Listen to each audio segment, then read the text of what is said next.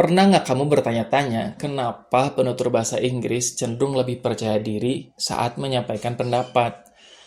Mereka terdengar tegas, to the point, dan tidak takut dikoreksi.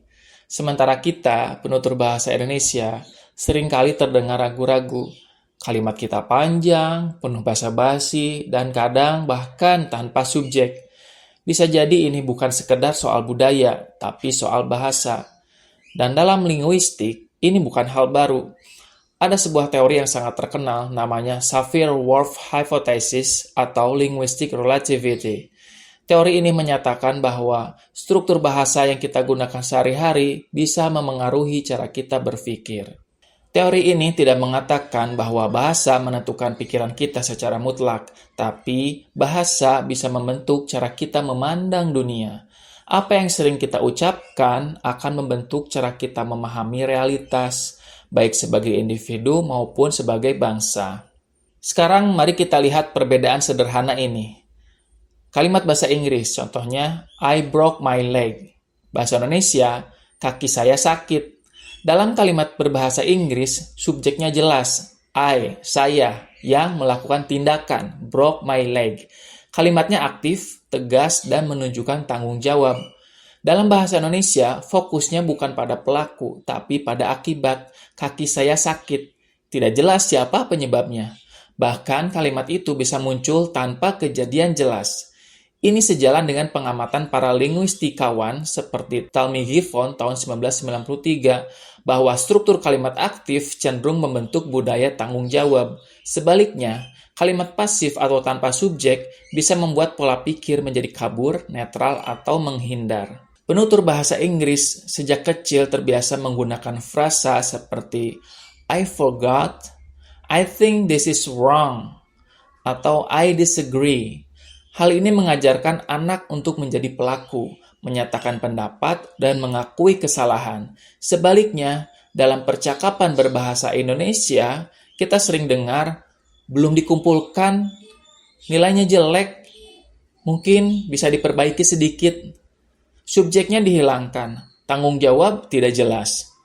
Hal ini mencerminkan budaya komunikasi tidak langsung atau indirectness, seperti dijelaskan dalam kajian Edward T. Hall tahun 1976 dan Hofstede tahun 1980 tentang budaya kolektivistik. Di tempat kerja, hal ini terasa sekali.